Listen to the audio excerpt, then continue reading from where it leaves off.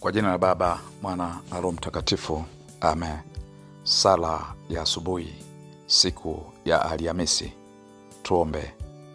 Mwenyezi Mungu, tunakuja mbele zako asubuhi ya leo. Asante kwa ajili ya wema wako, asante kwa ajili ya nguvu, asante kwa ajili ya faraja yako ambayo umetujalia sisi watoto wako.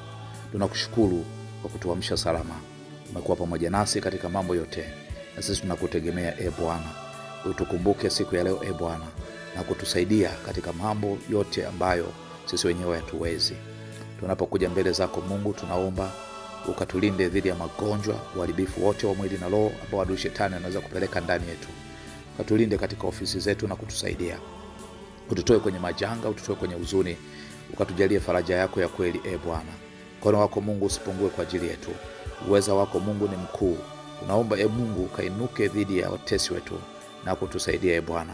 Tunapopita kwenye wakati mgumu, tukukumbuke wewe. Sawa sawa na neno lako katika Zaburi la 23, katika bonde la uvuli wa mauti tusiogope mabaya.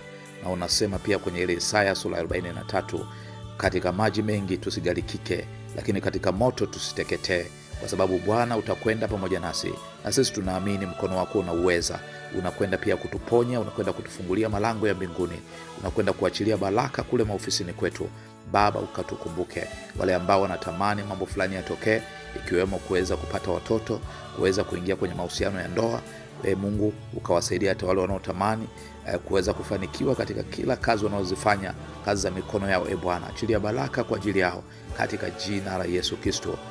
Baba mtakatifu, wakumbuke wale wote ambao wanajituma kwa ajili ya kazi mbalimbali. Mungu wakumbuke leo na kuwasaidia.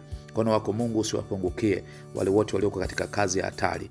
Baba mtakatifu, tunaombea amani yako na faraja yako na nguvu yako Mungu usiwapungukie. Tutenge na mambo mabaya Baba mtakatifu. Adui shetani asipate nafasi ya kutuvamia kwa namna yoyote katika mwili na roho. Tunakataa magonjwa, tunakataa vita yoyote ambayo inasimama Bwana. Ukatutenge na mabaya yote, na utukufu wako Mungu kaonekane kwa ajili ya familia zetu, kwa ajili ya watoto wetu, kwa ajili ya kazi, kwa ajili ya huduma ulizoziachilia mbalimbali Bwana.